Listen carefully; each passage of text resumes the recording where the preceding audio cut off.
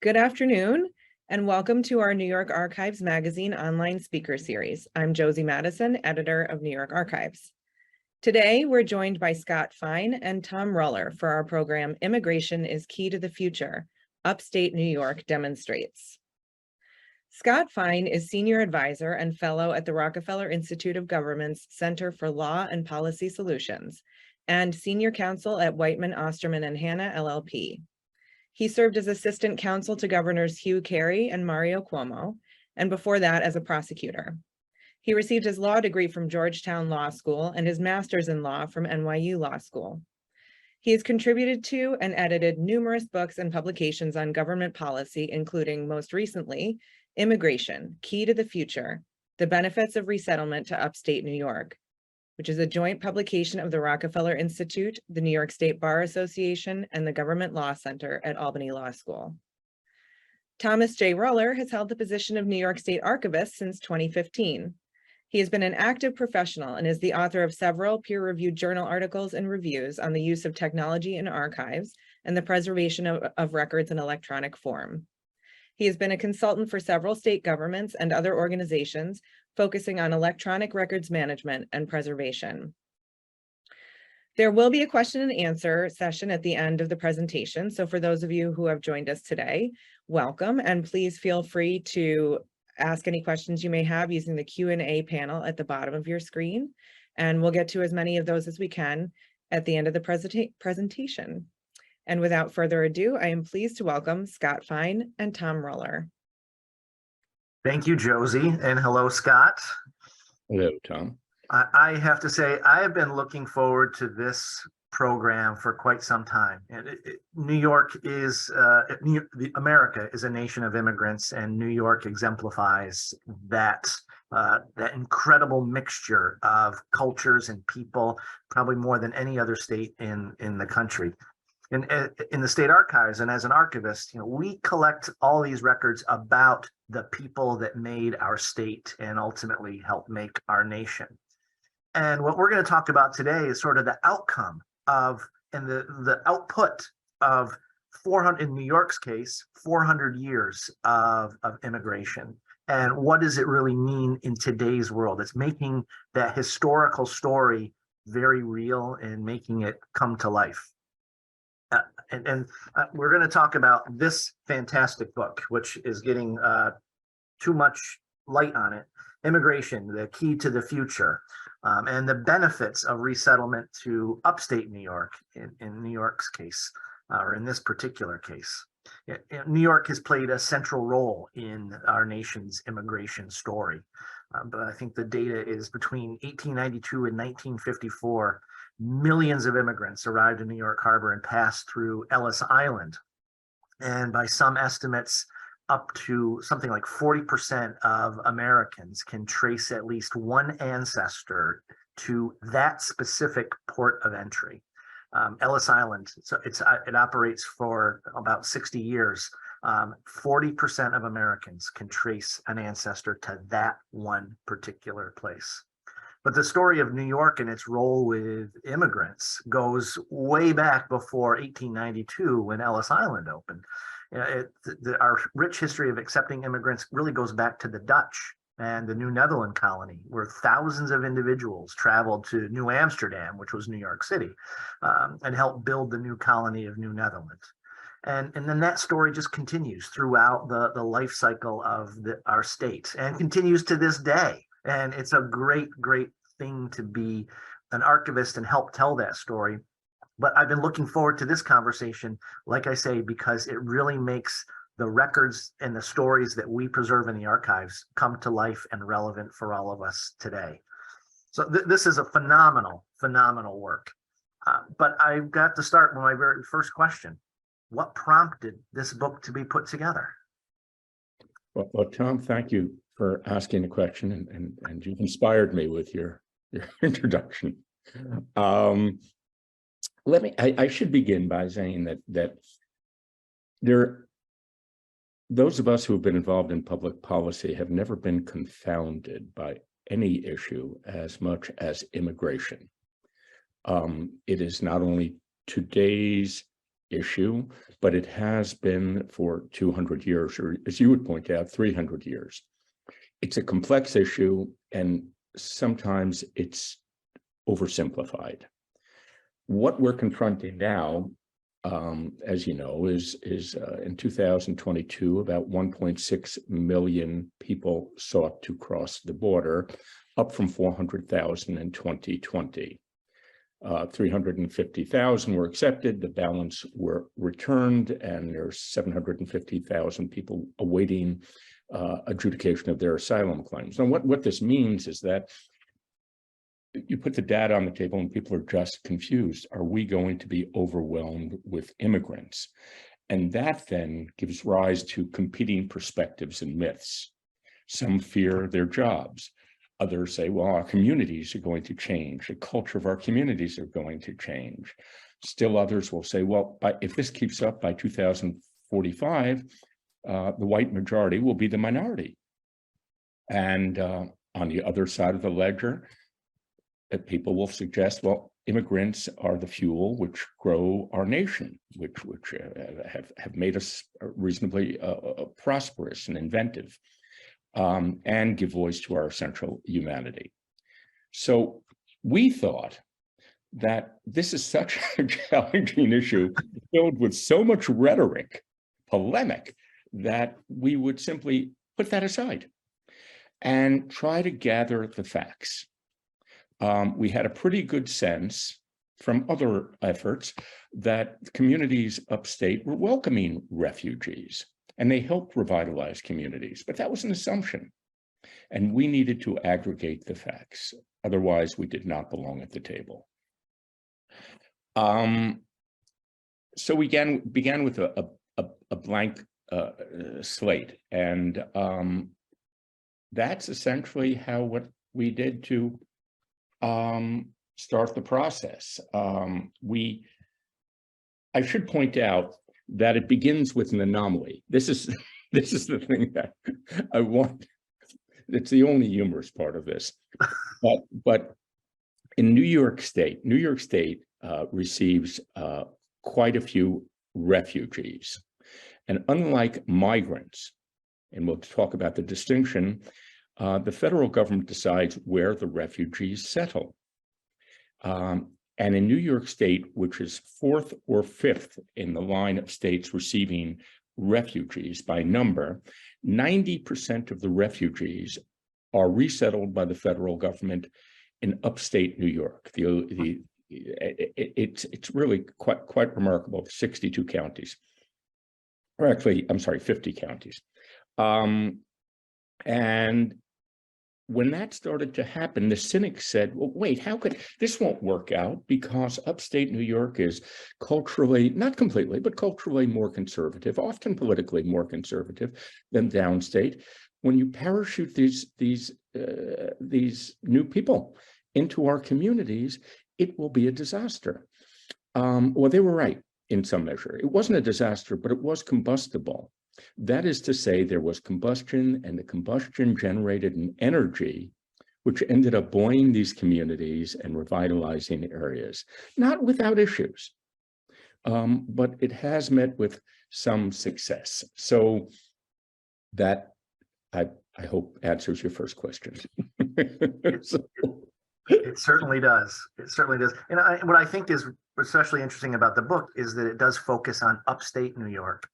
And I'm an upstate New York native. I was in my hometown of Gloversville yesterday, which is very much a city of immigrants. And I was around the table with a bunch of folks, and we were almost lamenting the sort of the atrophy of these immigrant communities that really formed our city over the course of 100 years. And, you know, you mentioned parachuting in, and yes, I guess some of the, you know, the Irish and the Germans and the Eastern Europeans, the folks that really settled and made that city great, parachuted into this small little community of upstate New York, in upstate New York. And I think the focus on upstate is fantastic, and it's great. But before we go back to that, I want to ask a little bit about the authors. This is a 23 chapter book. with authors from a lot of different places. It's really a collaboration between the Rockefeller Institute, the New York State Bar Association, and the Government and Law Center. What is it unusual for these three groups to work together to put such a resource together?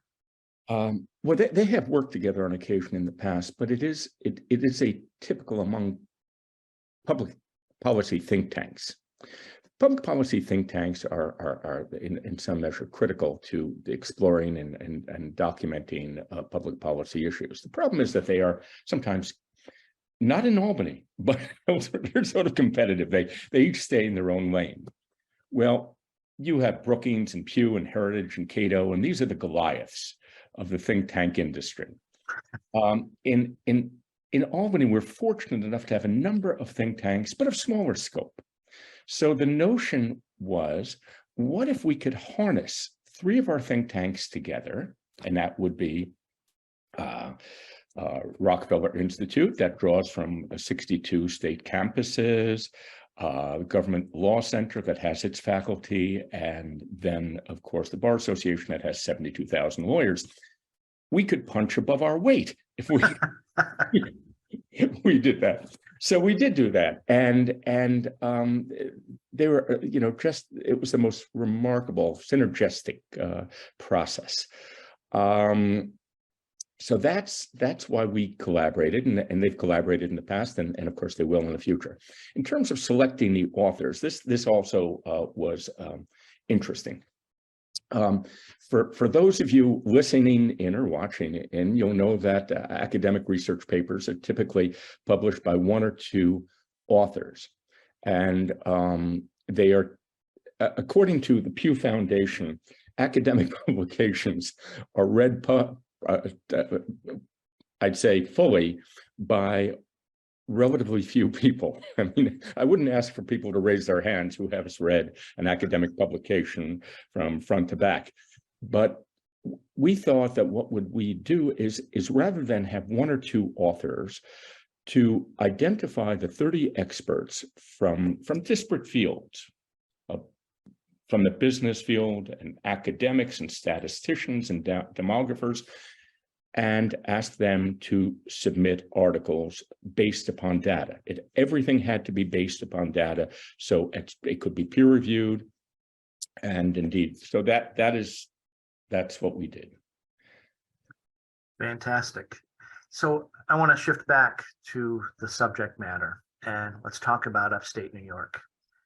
How many refugees have resettled in upstate New York? We have I'm going to talk about immigrants. I want to explain the difference at some point. Okay.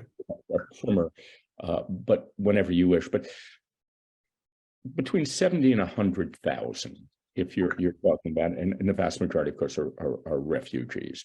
That is a significant number, by the way, and I'll mention this later in our conversation, because New York State has lost, upstate New York has lost about 107,000 people over the past 10 years.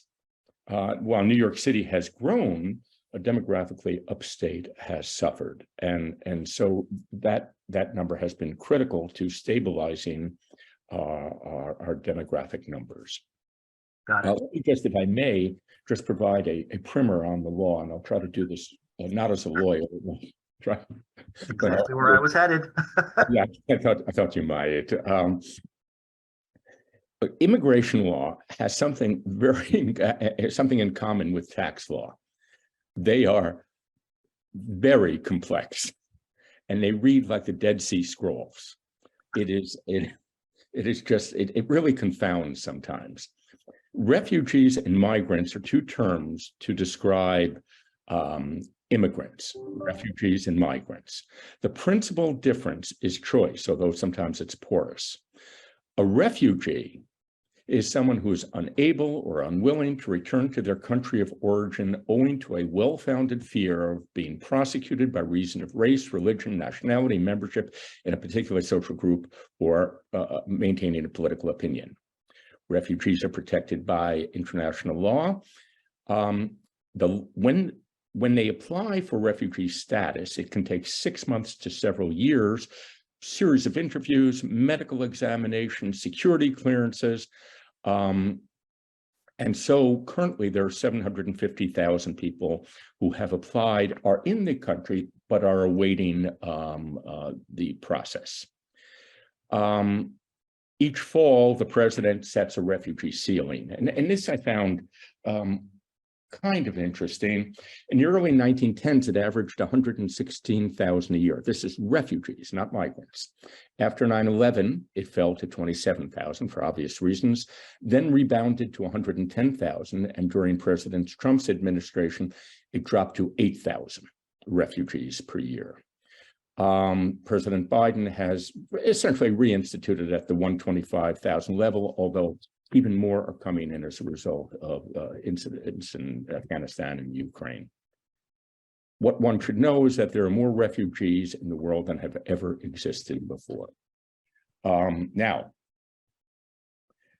where the federal government decides where refugees are settled in connection with 9 not-for-profits. And as noted, 90% of the refugees that come to New York are resettled upstate. Migrants choose to come here for economic or family ties, theoretically not out of fear, although that's a soft science figuring that out. 87% of the migrants who come to New York State settle in New York City, as compared to 90% of the refugees that settle upstate. We have about 1.2 million migrants who enter the country each year. It breaks down in various categories, but suffice to say 1.2 million. In New York City, 36% of the population is foreign-born. In upstate New York, 6.5% of the population is foreign-born, or about this 100,000 people that we made reference to. So, go ahead, Tom. I don't want No. No. Okay. This is where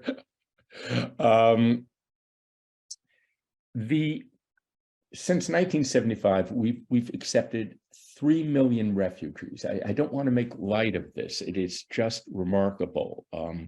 Long before the current crisis exploded, the United States was playing a major role. So let me go to where they come from. Is that what you'd like to ask next, or Well, what the point I was going to make is, because you made this reference to, there are a lot of refugees around the globe right now. The events, so really immigration and refugees are connected to what's happening in the entire world. It's not just an American or a New York issue. It's really part of how we are connected to the rest of the world. And with all the events that are happening in the world today, that's increased the number of people who are seeking refuge or don't have a choice. They're not they need to get out of where they are. And that's a very good point, Tom. I guess my perspective on that is, one, you're right. I mean, if I might say that, but the second is that we've tried with the book to develop metrics so we could convey what the impact of refugees are on upstate New York and immigrants. If we sat back and said, we need in this country, because our declining population, for 3 million people a year to come into the country to work jobs, whatever the jobs are, skilled and non-skilled, then we could somehow factor that into our immigration policy. Mm-hmm. But right now, and the book speaks to this, we appear to be siloed. We have the immigration crisis, and then we have the job demographic crisis, and they seem to be unrelated. And the book theoretically would suggest they should be tied together. Mm-hmm. That's not to say it should be a limiting factor on immigration, but I think it would be a pill for some easier to swallow. Mm-hmm. So any event, so let me touch on where they come from. Yes. Because this is, I was shocked by this, shocked. We hear about the crisis on the southern border and the impact of those from Central and South America. And so then we took a look at the data, and the countries of origin, significantly in order, are Bosnia, Vietnam, Bhutan, Iraq, Somalia, Iran, Afghanistan, and the Democratic Republic of Congo. It's a veritable United Nations. Yeah. And that's why in some, for example, the Albany City School District had to teach at one point 52 languages. I assume that a number of them were dialects. But just to give you a sense, I mean, I found myself prideful as we wrote the book about this. Go ahead, sir. No. Okay. Well, let's talk a little bit about immigrants. And I guess in this case, really, I'll start to talk and use the word refugee because we're talking about upstate. And as you point out, a majority of the folks that are coming to upstate are refugees versus immigrants, although one is an umbrella term and one is not. But the book notes that immigrants have had a very positive demographic impact on upstate New York and elsewhere. Can you talk, you mentioned the population issue, and I think that's an important one, but what other sort of demographic impacts have these folks had on upstate New York? Well, I guess if I can take half a step back and just talk about the demographic crisis, yet something that was illuminated in the book. Today we read in the newspaper that the population of the world today has reached 8 billion people. And there's one child born who's going to have a big birthday party, but 8 billion people. So one might say, well, we have more people than we need. Well, that is a judgment that I'm not bright enough to make, but I would say that the cohort is that most industrialized, if not all industrialized nations, are confronting a declining population as a result of low fertility rates, increased longevity, and deaths exceeding births. And those underpin our demographic pattern. There's no ambiguity about that. In New York State, our population has declined in the past 5 years by more than 100,000 people, resulting in the loss of most recently of a congressional seat. The 2020 census reveals that 70% of upstate municipalities lost population. All but 39 of 50 lost population. Downstate, they gained population. So what are the consequences of losing population in upstate New York? And let me do it, that's a segue, I guess. Who's paying the taxes?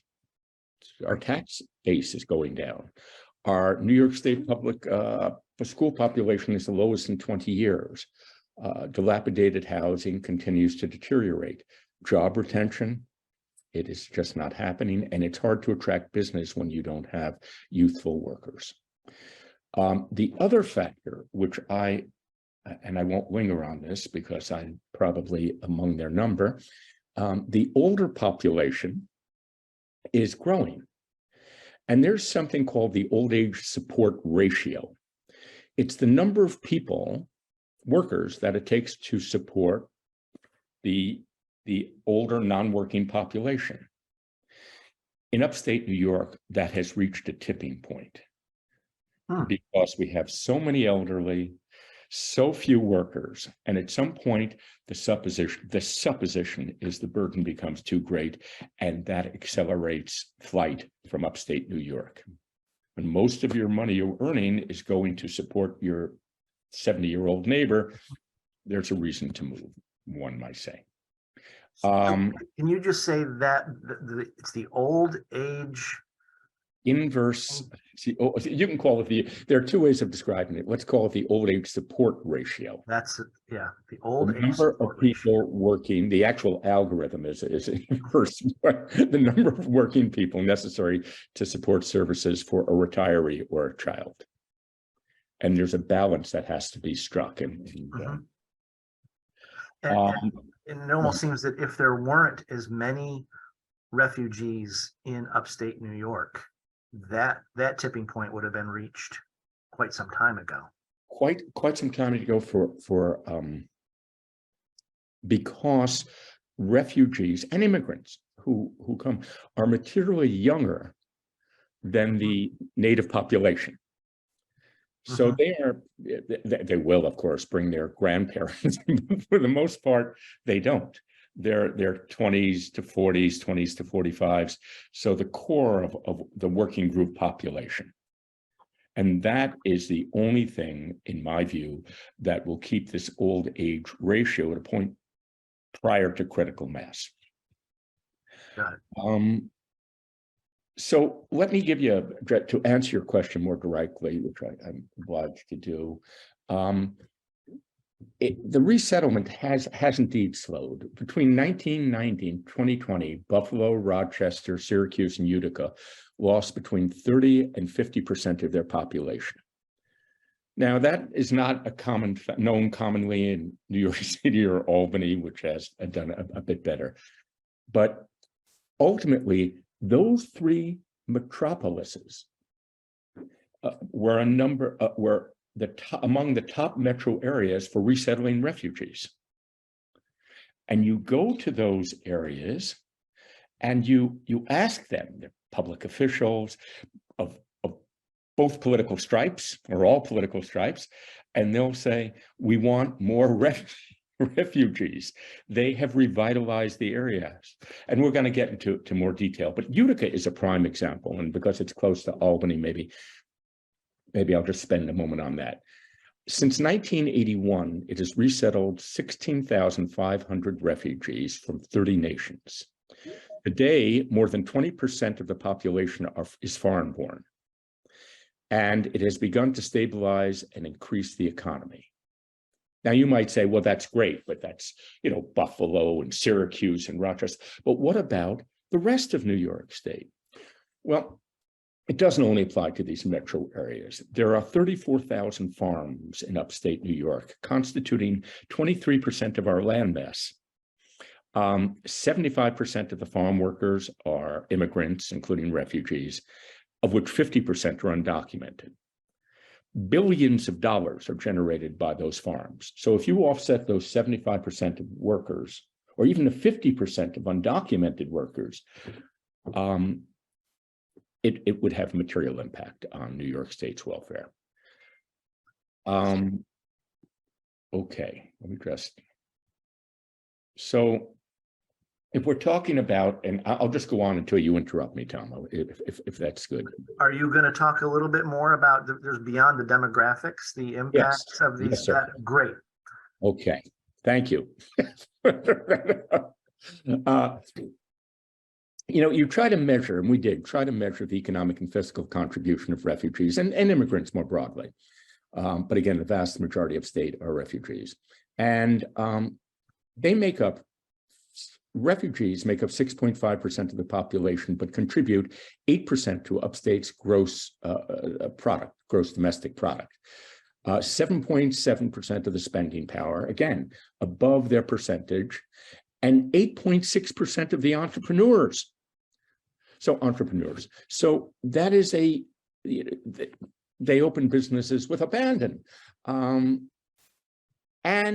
they generated $15 billion in federal taxes, $2 billion in state and local taxes, $1.5 billion in Social Security, and $400 in Medicare. Now, I'm going to take a moment here to speak about something else for the cynics in the audience. You might say, well,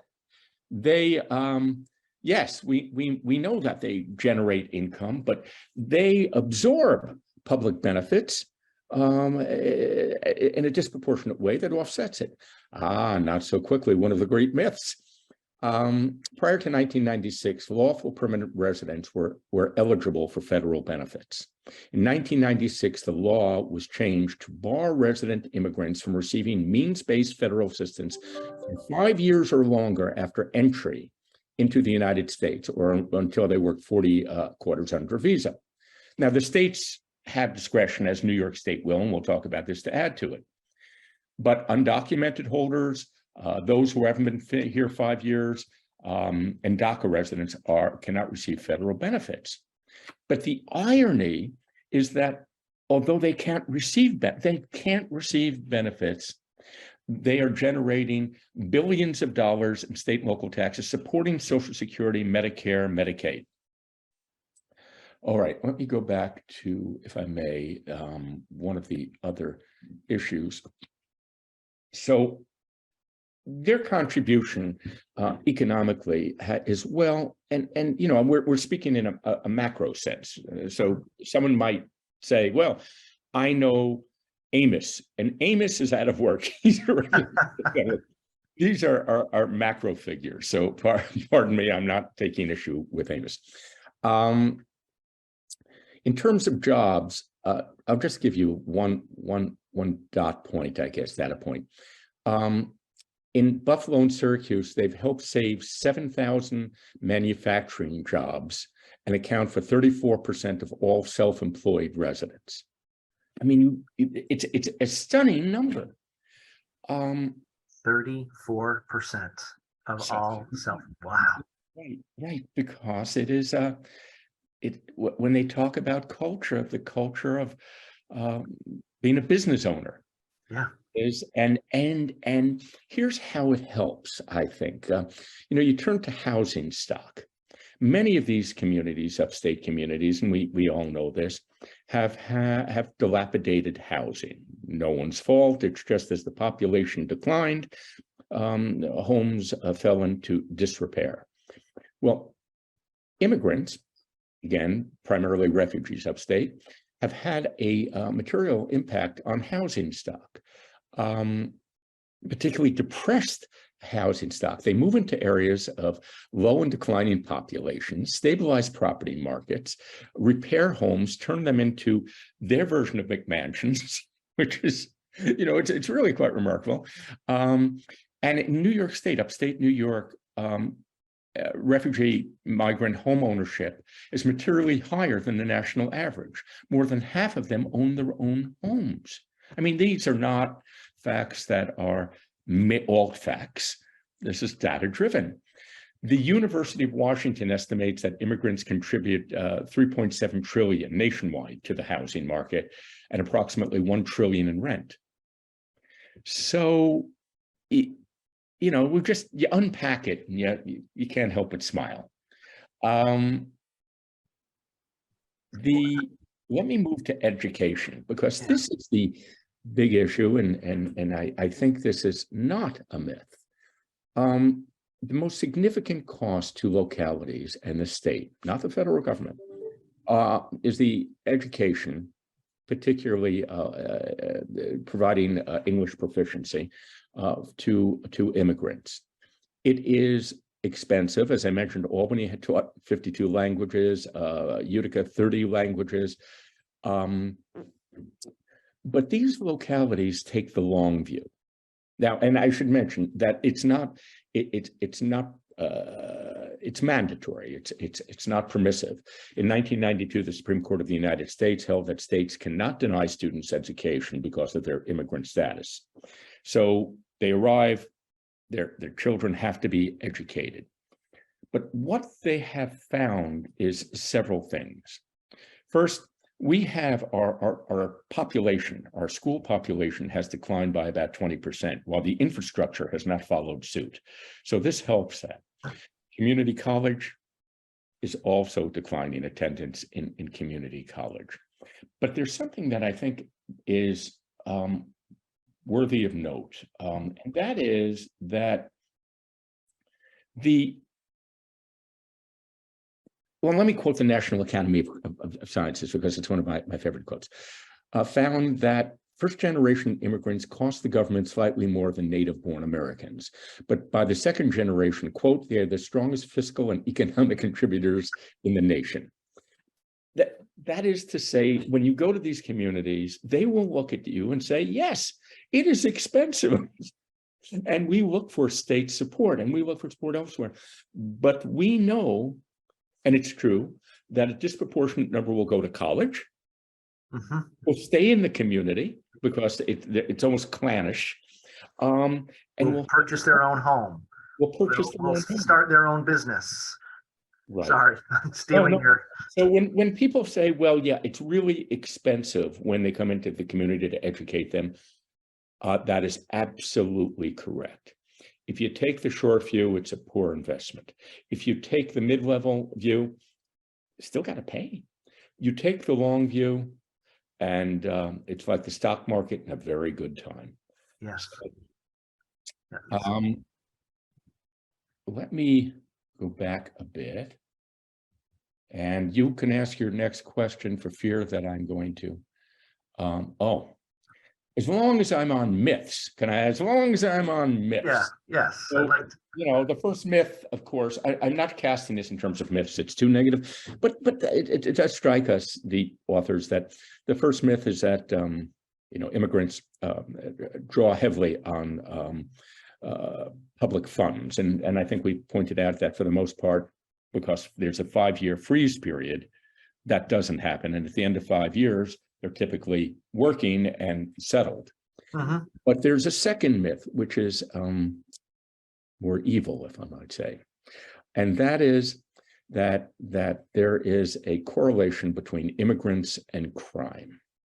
The more immigrants, the greater the crime. And it's repeated without any reference to empirical data. So let's go to the data. A study by the Cato Institute, and they cite so many other studies, found that commission of crimes by immigrants, both authorized and unauthorized, was considerably lower in the US-born population.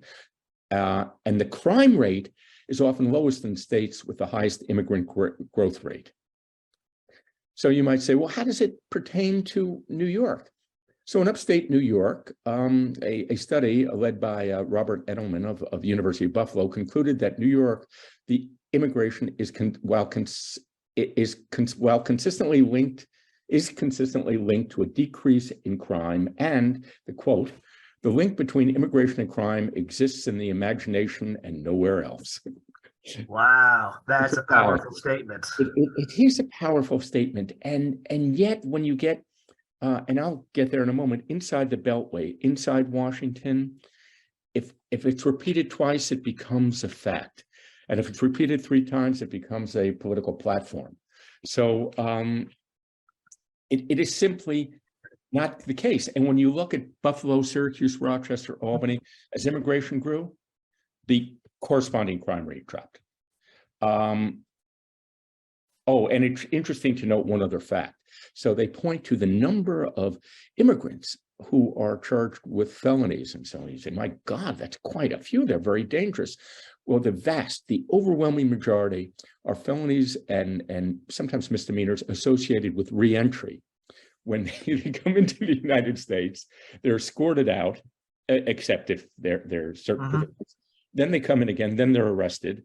Right. And that constitutes most of the crimes committed. So when people cite statistics, sometimes it's helpful to look beyond them.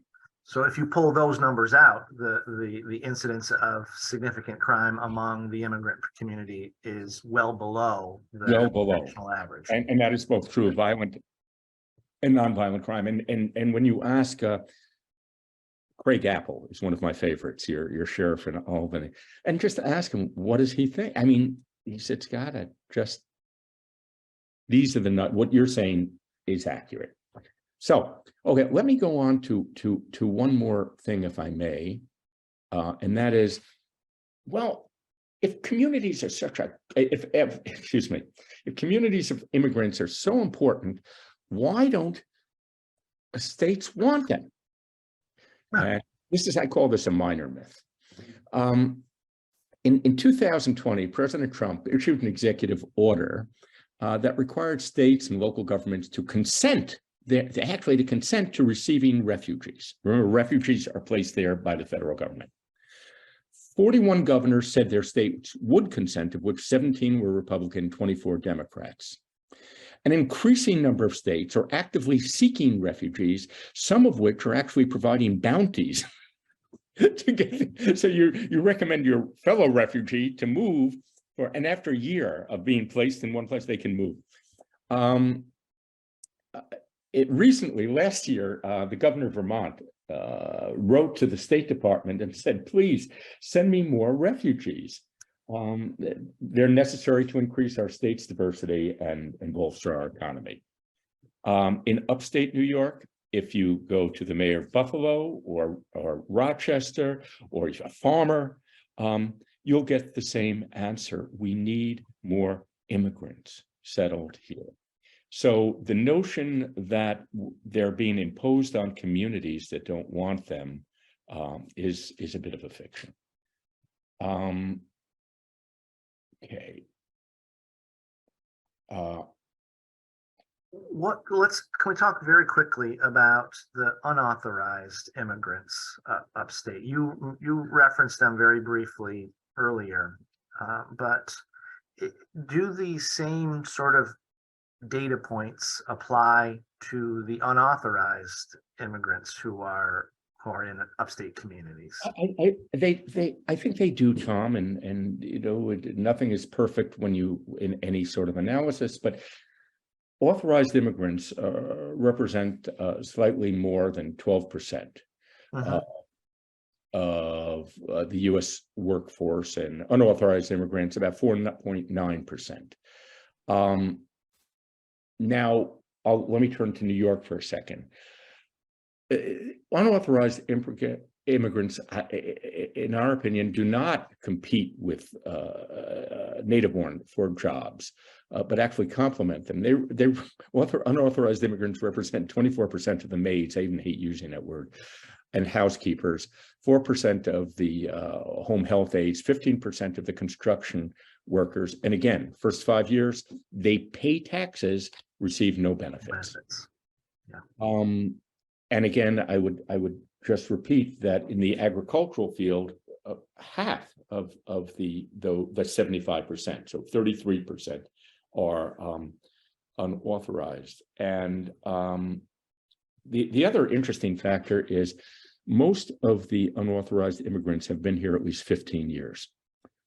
So I can't imagine, it's almost like Doc, I can't imagine walking around looking over your shoulder for 15 years. It's a terrifying thing. Yeah. Well, I live in Albany, so we're near Apple country. And anecdotally, you heard when there was a decrease in the ability of migrant workers to come and pick apples, it was a huge crisis for the apple farmers. And it seems like this book and the data points that you provide really substantiates the story with facts. And I think that's really important. Thank you. I should mention, I'd be remiss if I didn't mention that, and it's not because I'm a New Yorker and you're a New Yorker, it's because I'm proud of New York. We have been sort of for many things, the petri dish for social progress. And then it has, and it sort of pollinated the rest of the country. And we've done that in New York as well. I mean, from Ellis Island till the Office of New Americans. And I will, our time is running short, so I won't go beyond this, but the Office of New Americans was an unprecedented office established in 2012. And its job was to come up with an integrated approach statewide for immigrants. And they did so many things in terms of workforce and language programs, mental health resources, promoting immigration as an economic tool, enhancing mentoring, taking steps to promote naturalization. And by the way, the naturalization of immigrants in upstate New York is materially better than it is elsewhere in the United States. That is to say, immigrants move through the process. They're motivated, again, by their communities. So what more can be done? There is a lot more. I mean, funding is funding, of course. If you have money, it would be nice to spend it on resettlement, to expand workplace visas for immigrants, to expand mentoring programs, and so many other things. And they're set forth in the book. But in short, what can what would I distill from what I've done? I guess I can't ask you to distill it, I mean, for me, but there are two things I don't understand, and maybe our listeners can enlighten me. When you go to, when we've gone to the communities and spoken to the communities, they have said our immigrants, our refugees are critically important to our community's welfare and culture. We are a nation of communities. That's all we are. And this story is repeated again and again. And yet somehow in Washington, when you get inside the Beltway, the polemic is that immigration is bad.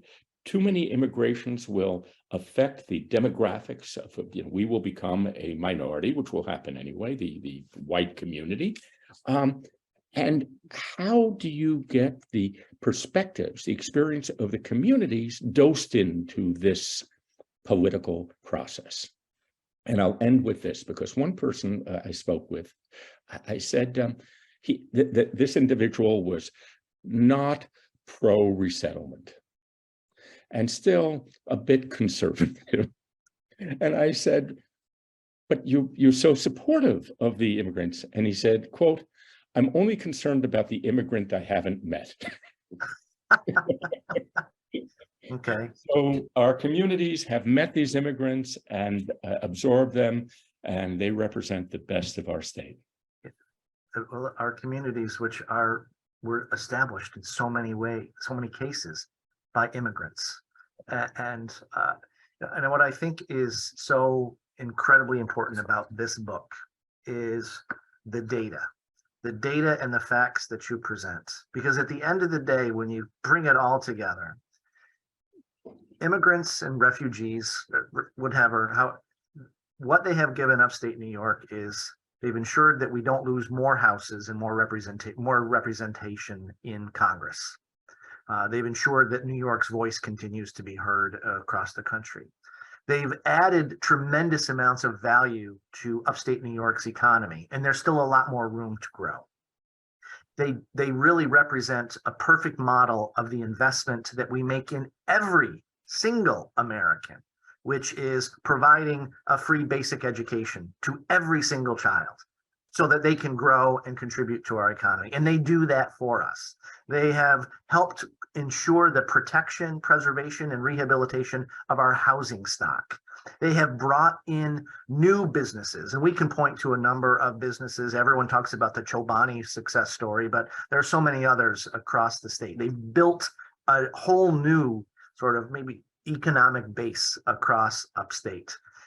And there is no reason why everyone wouldn't be clamoring to have more migrants, more refugees, more immigrants coming in to upstate, because all it will do is strengthen upstate New York. This book provides an incredibly compelling set of pieces of data that take my wild claims that I just made, but puts actual data behind each of them so that we can truly understand what the impact and the benefit to all of us of having a much better and more active resettlement program that brings more people into upstate New York to strengthen the place that we love. And hopefully people will get this book, and I'll tell you how to get it in just a second. And the next time they have an opportunity to talk to someone who spends a lot of time inside the Beltway, perhaps they can share what they learn here with those individuals. Immigration, the key to the future, the benefits of resettlement to upstate New York. It's available if you go to the New York State Bar Association, nysba.org, I believe, their website. They've got an online store, and you can purchase this book for yourself. Scott, we've got some questions in the queue, so I'm going to stop prattling on. But I just want to say, Scott, this conversation did everything that I thought it would do. It's enlightening, it's exciting, it's motivating. So thank you so much. So Josie, we've got a couple of questions. Yes, we do have a few questions. One of the questions is about, do you have any policy recommendations which would accelerate the acceptance of refugees awaiting final status decisions into various communities? So you touched upon some of them, but are there ways to make these, refugees or immigrants that are the ones we haven't met, the ones we have met, so that we can welcome them into our communities? Well, Josie, that is a very good question. You can share that with whoever has it. And this is just my view. So I want to be clear, it's not statistically based, but we have viewed immigration in the past as an exercise, resettlement as an exercise of our humanity, which is our human compassion. This is what we're supposed to do for people in need. And I would never say anything to detract from that. But when you do that, just that, you appeal to people who are struggling, will say, well, yeah, I'm in need too. Why are we doing this for foreigners? Why aren't we bringing it home? I think the way to enhance resettlement, one way, is to conclude that it is an economic driver in our state, other rural areas, and indeed other metropolitan areas. It's a driver. Just like Amazon and Google once were. They're drivers. And it's when you include it in your economic policy, you would have, let's say, well, we have to give subsidies to global foundry, and I'm saying this because I think it's a good idea, with global foundry, various organizations, various entities, and immigrants, because immigrants play a role in driving our community, not in New York City, but in Upstate, that is something that has to be acknowledged. So I would, in a phrase, include them in the state's economic plan. Great. I think another question that we had that I think is a good one is, how did you and the researchers define upstate New York? This is something that is often debated, but how did you define upstate New York? I will not wade into that. We used the United States Census Bureau has metrics, and we use their metric. Now, why that is, and again, to whoever asked the question, your point, you've embarrassed me, because, for example, you have immigrants, more than refugees, on Long Island. You have an agricultural area on Long Island, and those theoretically, from my analysis, should be included in because they suffer the same sort of indignities. But we used the United States Census definition and made no reference to the Tappan Zee Bridge. So that was that's how we did it.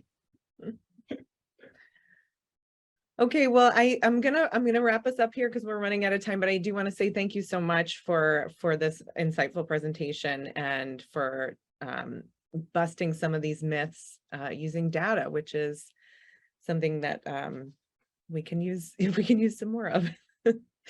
So I also want to thank those of you who joined us today. It's our privilege to make these events available to you and to keep New York State's history alive.